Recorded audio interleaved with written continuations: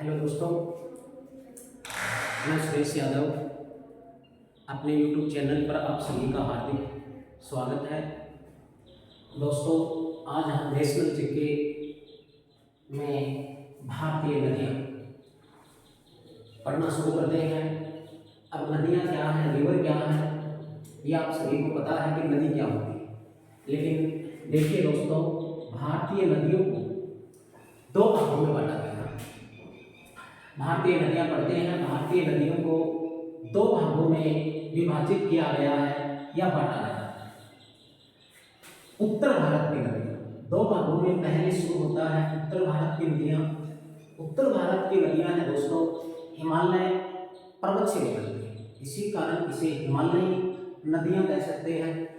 उत्तर भारत की नदी या हिमालय पर्वत की नदी, हिमालय पर्वत की नदियों में जैसे गंगा, यमुना, ब्रह्मपुत्र, सिंधु, झेलम, चिनाब, रावी, व्यास, सतलज, ये सभी नदियां उत्तर भारत की नदियां हैं। नॉर्थ इंडिया ये हिमालय पर्वत से निकलती है।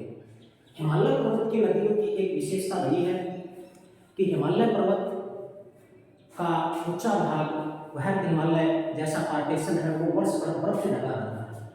तो हिमालय की नदियां वर्ष भर बहने वाली नदियां होती हैं, क्योंकि इनमें वर्षा ऋतु के समय वर्षा का पानी, वर्षा ऋतु के बाद हिमालय की बर्फ पिघल पिघल कर आने लगती है। इसी कारण उत्तर भारत की नदियां, हिमालय पर्वत की नदियां 12 नदियां हैं, ऐसी नदियां जिनमें वर्ष भर जल रहता है। हिमालय विश्व का सबसे नवीन पर्वत है। इंडियन ज्योग्राफी के अनुसार देखें तो भारत को 6 भौतिक प्रदेशों में बांटा गया है, जिसमें से एक नंबर का उत्तरी पूर्वी पर्वतीय प्रदेश हिमालय पर्वत आता है, जो भारत का सबसे नवीन भौतिक प्रदेश है। हिमालय से निकलने वाली नदियां भी भारत की सबसे नवीन नदियां होंगी। उत्तर भारत की नदियां अपनी युवावस्था में हैं। उत्तर भारत की नदियों पर्वत से बहने की वजह से इनमें पानी बहने की गति तीव्र होती है। अब दूसरे नंबर की नदियां देखते हैं, दक्षिणी भारत की नदियां। दक्षिणी भारत की नदियां दक्षिणी प्रायद्वीपीय पठारी भाग की नदियां भी कहलाती हैं, क्योंकि साउथ इंडिया में पठार है। साउथ इंडिया प्रायद्वीप है, तीर और जल से घिरा हुआ है, दक्षिण में है। इन नदियों को दक्षिणी भारत की नदियां या दक्षिणी प्रायद्वीपीय पठारी भाग की नदियां कहा जाता है। दक्षिण में टोटल नदियां पठार से निकलती हैं, इसी कारण इन्हें पठारी नदियां या दक्षिणी भारत की नदियां कहा जाता है। दक्षिणी भारत की नदियों में मुख्य नदी गोदावरी, कृष्णा, कावेरी, महानदी, नर्मदा, ताप्ती, दामोदर। कई बार एग्जाम में क्वेश्चन एकदम इजी सीधा हो जाता है, इन नंबर में से नॉर्थ इंडिया की नदियां कौन सी हैं, साउथ इंडिया की नदियां कौन सी हैं। तो इतना आपको सभी को याद रखना है दोस्तों कि गंगा, यमुना, ब्रह्मपुत्र, सिंधु, झेलम, चिनाब, रावी, व्यास, सतलज इत्यादि नदियां नॉर्थ इंडिया की उत्तर भारत की नदियां हैं, जबकि गोदावरी, कृष्णा, कावेरी, महानदी, नर्मदा, ताप्ती, दामोदर आदि नदियां दक्षिण भारत की नदियां। कई बार दोस्तों इन नदियों में अंतर पूछ लिया जाता है कि उत्तर भारत की नदियां दक्षिण भारत की नदियों में क्या अंतर है, या फिर इनकी विशेषता पूछ ली जाती है। उत्तर भारत की नदियां अभी अपनी युवावस्था में है, इनमें पानी की मात्रा अधिक है दक्षिण नदियों की तुलना में, प्लस बहने की गति तीव्र है, पर्वत के तीव्र ढाल से बह जाते हैं। जबकि दक्षिणी भारत की नदियां हैं ये अपनी प्रौढ़ावस्था में है, क्योंकि भारत का दक्षिणी प्रायद्वीपीय पठारी भाग जो है ये भारत का सबसे प्राचीन भौतिक प्रदेश है, जो गोंडवाना लैंड का अवशेष है। तो इससे निकलने वाली नदियां भी प्राचीन नदियां हैं अपनी प्रौढ़ावस्था में। दक्षिण की नदियां, अधिकांश नदियां 12 नदियां नहीं है। वर्षा ऋतु जाने के बाद इन नदियों का पानी सूख जाता है, क्योंकि दक्षिण में इतना कोई ऊंचा पठार पर्वत नहीं है जिस पर बर्फ जमी हुई हो, और ग्रीष्म ऋतु में बर्फ का पानी पिघल पिघल कर आ जाए। तो ये अधिकांश नदियां मौसमी नदियां हैं। वर्षा ऋतु में इनमें पानी की मात्रा अधिक है, ग्रीष्म ऋतु आते आते या तो सूख जाता है या बहुत ही कम पानी की मात्रा बचती है। उत्तर की नदियां 12 हैं, दक्षिण की नदियां मौसमी नदियों में आती हैं। उत्तर की नदियां युवावस्था में है, दक्षिण की नदियां प्रौढ़ावस्था में है। इतना इनमें कुछ सामान्य सा नॉर्मली डिफरेंस या विशेषता पूछ ली जाती है। तो दोस्तों, उत्तर भारत की नदियां और दक्षिणी भारत की नदियां भारतीय नदियों को दो भागों में बांटा गया है। अब इनकी विशेषता देखते हैं तो पहले हम उत्तर भारत की नदियां पढ़ते हैं। उत्तर भारत की नदियों में कौन कौन सी मुख्य नदी है? हिमालय पर्वत की नदी। अब हिमालय पर्वत की नदियां देखते हैं दोस्तों, तो इसमें तीन नदी द्रोणियां। क्वेश्चन आता है हिमालय नदियों को कितनी नदी द्रोणियों में बांटा गया है? तो हम पहले उत्तर भारत की नदी पढ़ रहे हैं। उत्तर भारत की नदी कौन सी नदियां? उत्तर भारत की नदी या हिमालय पर्वत की नदी। अब देखिए दोस्तों, उत्तर भारत की नदी या हिमालय पर्वत की नदी को तीन नदी द्रोणियों में बांटा गया। तीन नदी द्रोणियों में, कितनी नदी द्रोणियों में? तीन नदी द्रोणियों में बांटा गया। हिमालय पर्वत की नदियों को तीन नदी द्रोणियों में विभाजित किया गया। वो तीन नदी द्रोणियां हैं गंगा, ब्रह्मपुत्र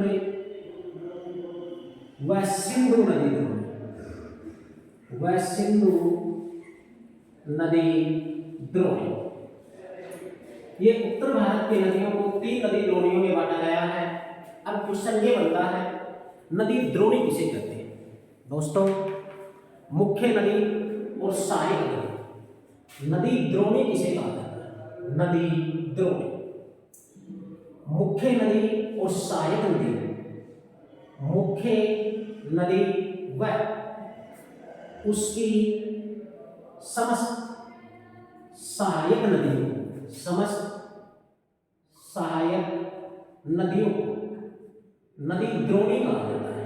नदी द्रोणी कहा जाता है। बताओ, नदी द्रोणी किसे कहते हैं? एक मुख्य नदी और उसकी समस्त सहायक नदियों को मिलाकर ही नदी द्रोणी कहा जाता है। जैसे गंगा नदी द्रोणी है। गंगा नदी द्रोणी में मुख्य गंगा नदी और गंगा की समस्त सहायक नदियों को मिलाकर ही कहा जाता है गंगा नदी द्रोणी। याद रखना दोस्तों, उत्तर भारत की नदियां हिमालय पर्वत की नदियों को तीन नदी द्रोणियों में बांटा गया है, विभाजित किया गया है। तीन नदी द्रोणियों में है गंगा, ब्रह्मपुत्र और सिंधु नदी। इनके साथ ही हम इनकी सहायक नदियां पढ़ लेते हैं। अब इनमें सबसे पहले देखते हैं दोस्तों, तो एक नंबर पे पहले शुरू करते हैं गंगा नदी द्रोणी। बोलो कौन सी नदी द्रोणी? गंगा नदी द्रोणी। अब गंगा नदी की बात करते हैं तो दोस्तों, प्रत्येक नदी के कुछ निर्धारित पॉइंट्स होते हैं कि वो नदी कहां से निकलती है, उद्गम स्थान क्या है, समाप्ति स्थान क्या है। ये तो उत्पत्ति के आधार पर भारतीय नदियां दो भागों में थी, नॉर्थ और साउथ इंडिया में। लेकिन नदी किसी जल स्रोत में जाकर विलीन होती है दोस्तों। अब भारत के पूर्व में ये विशाल क्षेत्र हम देखते हैं, ये बंगाल की खाड़ी।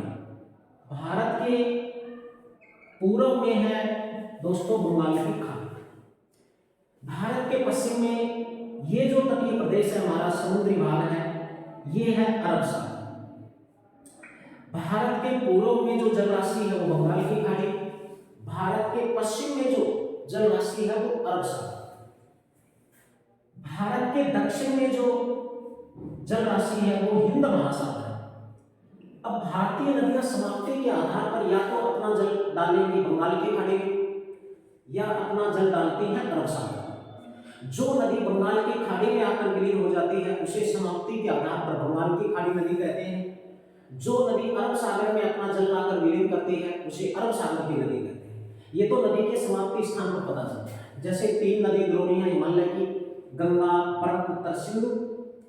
गंगा और ब्रह्मपुत्र नदी उत्तर भारत की है, लेकिन समाप्ति के आधार पर बंगाल की खाड़ी की नदियां। उत्तर भारत की तीसरी नदी द्रोणी सिंधु नदी द्रोणी है। सिंधु नदी द्रोणी है वो अरब सागर की नदी है, अपना जल अरब सागर में डालेगी। ऐसा ही दक्षिण की नर्मदा और ताप्ती दो नदियां हैं जो अपना जल अरब सागर में डालती हैं। गोदावरी, कृष्णा, कावेरी, महानदी, दामोदर नदी, ये नदियां अपना जल बंगाल की खाड़ी में डालती हैं। अब देखिए सबसे पहले बात करते हैं गंगा नदी की। गंगा नदी, प्रत्येक नदी के कुछ निर्धारित पॉइंट हैं, जैसे उद्गम स्थान, उसके बाद में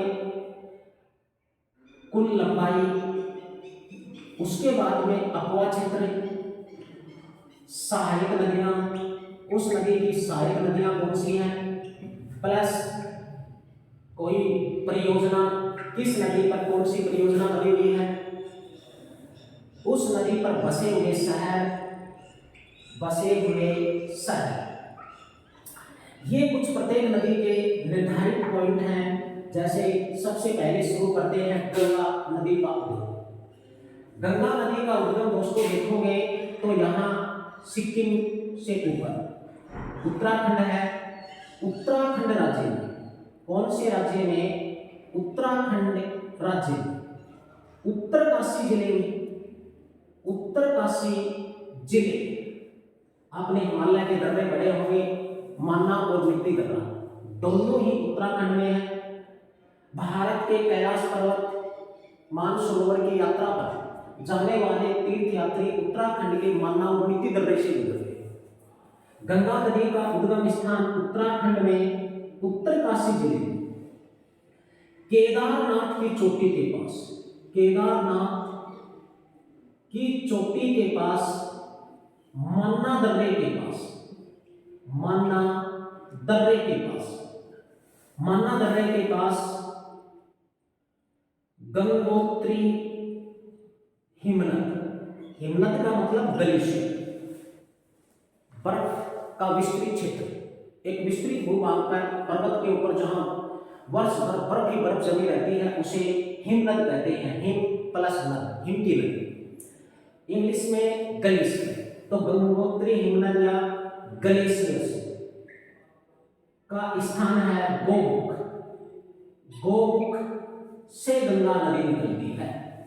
गंगा नदी का उद्गम स्थान उत्तराखंड राज्य के उत्तरकाशी जिले में केदारनाथ की चोटी के पास, मान्ना दर्रे के पास, गंगोत्री ग्लेशियर में गोमुख से होता है। यहां से गंगा नदी निकलकर चलती है। गंगा नदी यहां से आगे चलती है तो यहां पर उत्तराखंड का एक शहर आता है देवप्रयाग। कौन सा? देवप्रयाग उत्तराखंड का ये शहर है दोस्तों। याद रखना, गंगा नदी अपने उद्गम स्थान से, अपने उद्गम स्थान से देवप्रयाग तक, देवप्रयाग तक भागीरथी नदी कहलाती है। कौन सी नदी कहलाती है? भागीरथी नदी कहलाती है। अर्थात उद्गम स्थान पर गंगा का नाम भागीरथी नदी होता है। कौन सी नदी होता है? भागीरथी। क्वेश्चन ये है दोस्तों कि उद्गम स्थान पर गंगा किस नाम से जानी जाती है? उद्गम स्थान पर गंगा भागीरथी नदी के नाम से जानी जाती है। या गंगा का नाम, गंगा कहां से होता है?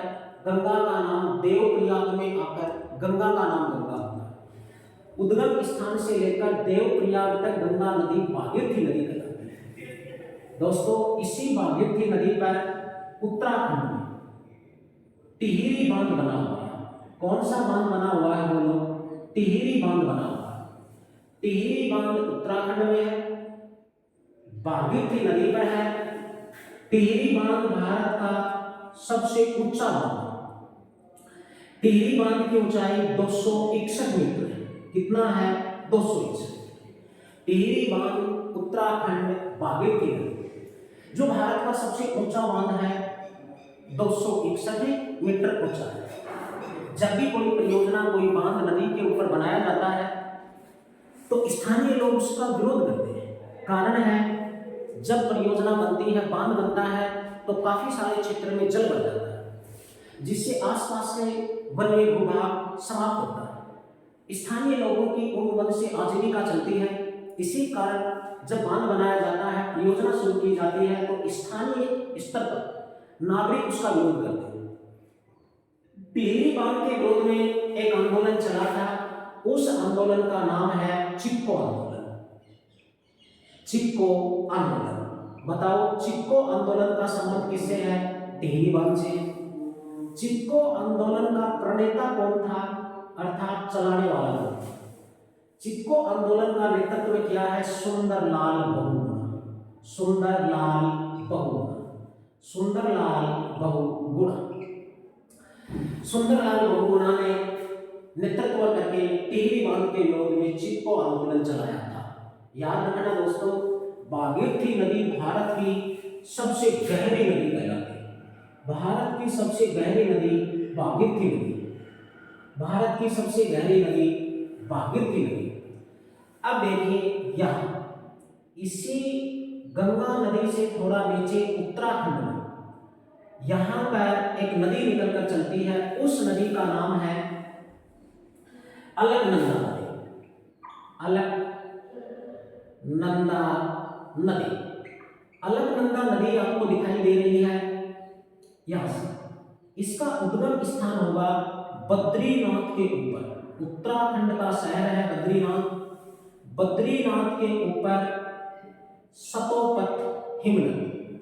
बद्रीनाथ के ऊपर उत्तराखंड में सतोपथ हिमनद है। यहाँ पर इसी सतोपथ हिमनद से उद्गम होती है अलकनंदा नदी। अलकनंदा नदी सतोपथ हिमनद से आगे बढ़कर बद्रीनाथ होती है। ये बद्रीनाथ शहर अलकनंदा नदी के किनारे स्थित है। बद्रीनाथ से होते हुए अलकनंदा देवप्रयाग पहुंचती है। देवप्रयाग में जाकर अलकनंदा भागीरथी नदी में मिल जाती है। देवप्रयाग है, ये दो नदियों का संगम है। देवप्रयाग दो नदियों का संगम है, भागीरथी प्लस अलकनंदा। भागीरथी प्लस अलकनंदा नदियां देवप्रयाग में आकर विलीन होती हैं और यहां से गंगा का नाम गंगा होता है। बताओ, गंगा का नाम गंगा कहां से होता है? देवप्रयाग से। भागीरथी नदी में कौन सी नदी मिलने पर देवप्रयाग में गंगा का नाम गंगा होता है? देवप्रयाग में आकर भागीरथी नदी में अलकनंदा नदी आकर विलीन हो जाती है और यहां से गंगा का नाम गंगा होता है। देवप्रयाग दो नदियों का संगम है, भागीरथी प्लस अलकनंदा। बद्रीनाथ अलकनंदा के किनारे बसा हुआ शहर है। अलकनंदा का उद्गम स्थान उत्तराखंड में बद्रीनाथ के ऊपर सतोपथ हिमनद है दोस्तों, सतोपथ हिमनद। अलकनंदा की सहायक नदियों में विष्णुगंगा, धौली, पिंडा, मंदाकिनी, ये अलकनंदा की सहायक नदियां आ जाती हैं। उसके बाद आगे चलते हैं, गंगा नदी उत्तराखंड में ऋषिकेश, ऋषिकेश के बाद हरिद्वार आते हैं। गंगा सर्वप्रथम मैदान में, गंगा सर्वप्रथम मैदान में कहां प्रवेश करती है? क्वेश्चन है, मैदान में ये हरिद्वार में प्रवेश करती है। बताओ, गंगा सर्वप्रथम मैदान में कहां से प्रवेश करती है? हरिद्वार से। प्यारे दोस्तों, जब भी नदी पर्वत को छोड़कर मैदान में प्रवेश करती है तो यकायक नदी की चौड़ाई बढ़ती है प्लस नदी की बहने की गति रुक जाती है। पर्वत के तीव्र ढाल से बहकर आती है तब तीव्र गति होती है, पर्वत में तंग घाटी से बहकर आती है, चौड़ाई कम होती है। लेकिन गंगा नदी हरिद्वार में सर्वप्रथम मैदान में प्रवेश करती है और हरिद्वार से ही गंगा की चौड़ाई बढ़ने लगती है। इतना आप याद रखें। यहां से गंगा उत्तर प्रदेश आएगी, यूपी में आएगी, इलाहाबाद होगी, इलाहाबाद के बाद ये बिहार जाएगी, बिहार के बाद यहाँ पश्चिमी बंगाल आता है। अब पश्चिमी बंगाल में गंगा नदी पर एक बांध बनाया गया है, फरक्का परियोजना। फरक्का परियोजना किस राज्य में है? पश्चिमी बंगाल। फरक्का परियोजना किस नदी पर है? गंगा नदी पर। अब फरक्का बांध से आके गंगा नदी दो शाखाओं में बढ़ जाती है, दो शाखाओं में बढ़ जाती है। एक नदी की दो नदियां हो जाती हैं। पश्चिमी बंगाल में आकर गंगा नदी दो भागों में विभाजित हो जाती है। एक शाखा बांग्लादेश चली जाती है, ये भारत का पड़ोसी देश बांग्लादेश। जो बांग्लादेश में इसकी एक शाखा गई, इसका नाम है पद्मा।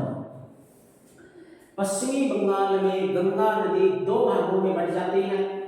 दो शाखाओं में बढ़ जाती है। एक शाखा पद्मा है, पद्मा पश्चिमी बंगाल से बांग्लादेश चली जाती है, बांग्लादेश में आकर इसमें ब्रह्मपुत्र नदी मिलेगी यहां से, तब इसका नाम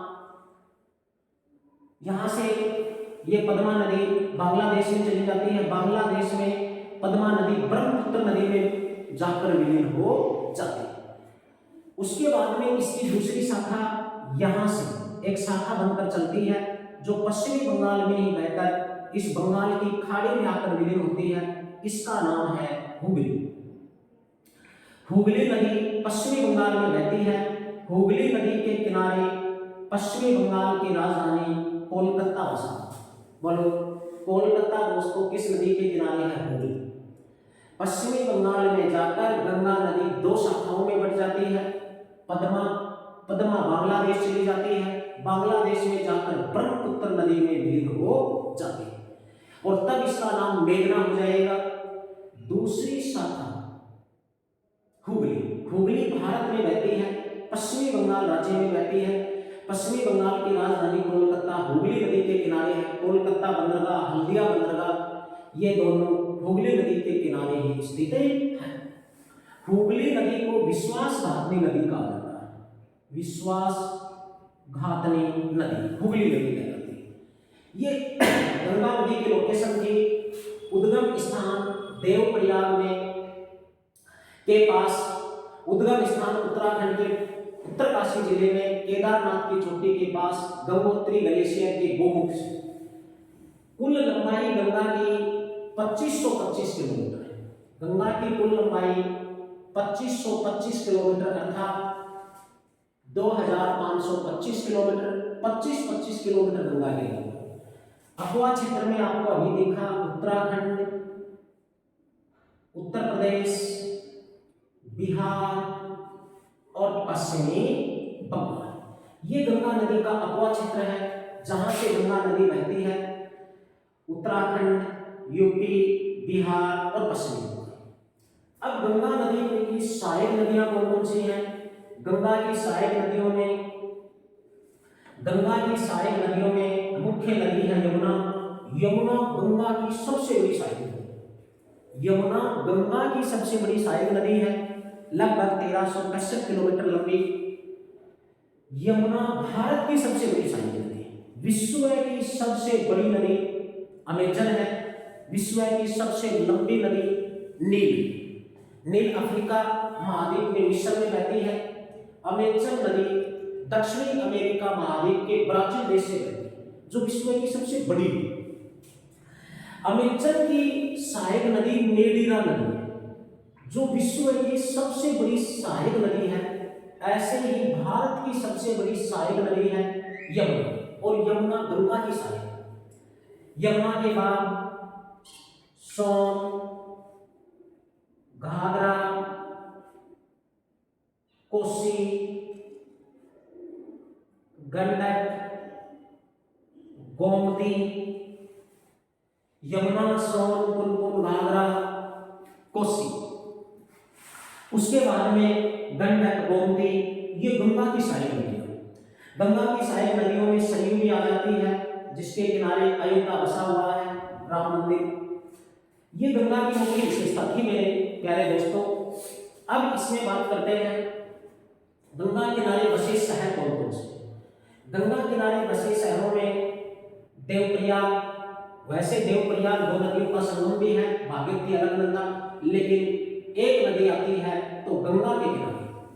उसके बाद में ऋषिकेश, हरिद्वार, कानपुर, वाराणसी, इलाहाबाद, बिहार का पटना और भागलपुर, ये सभी शहर किसके किनारे बसे हुए हैं? गंगा के किनारे बसे हुए।